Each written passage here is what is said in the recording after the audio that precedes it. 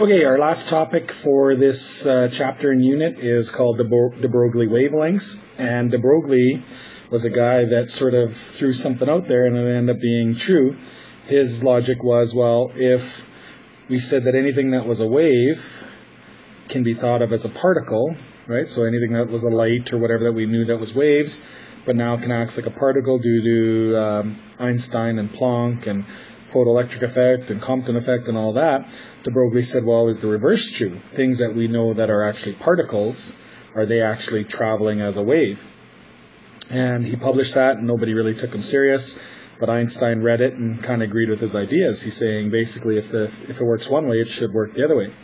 So what deBroglie did was he combined our momentum of a particle with momentum of a photon, put those two together, and he said, well, we can actually calculate the wavelength of a particle by going h over mv.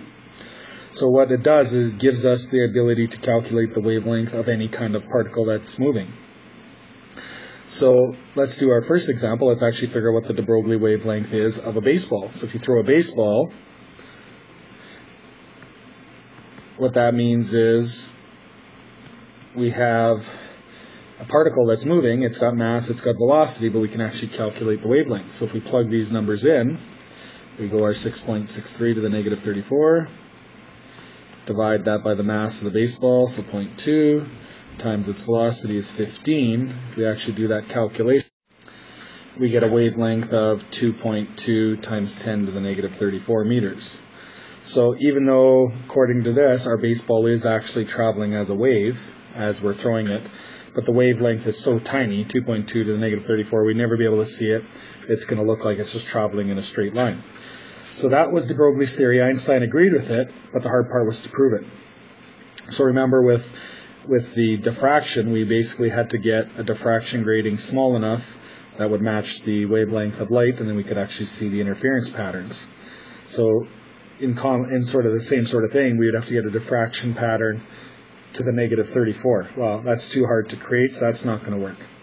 So what deBroglie came up with the idea saying, well, what happens if we use a smaller particle? We know an electron's a particle, so let's actually try to figure out the wavelength of an electron that's moving.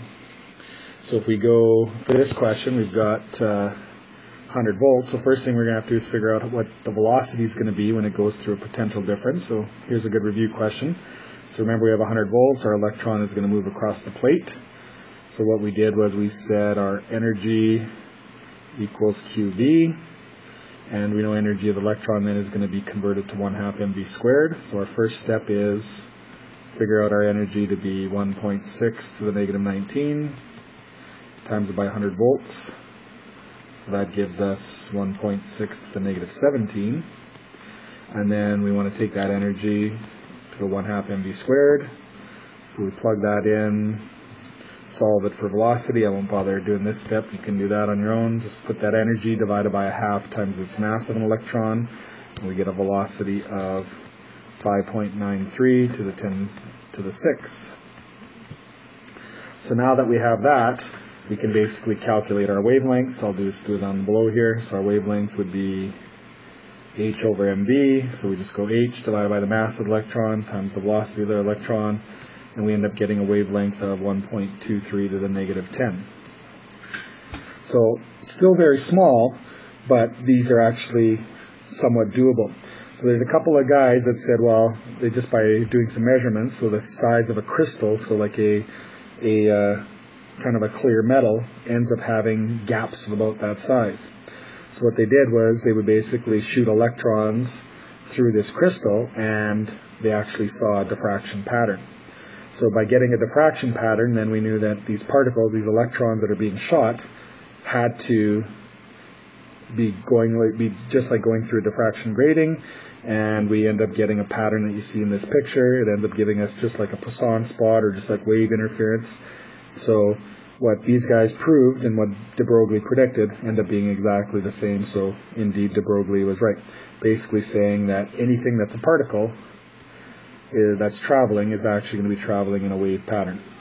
So this is sort of the final tie to these two topics, that all things that are waves are actually particles that are traveling in the wave, and all things that are particles are actually traveling in a wave pattern instead of in a straight line. And that's it for this unit and topic.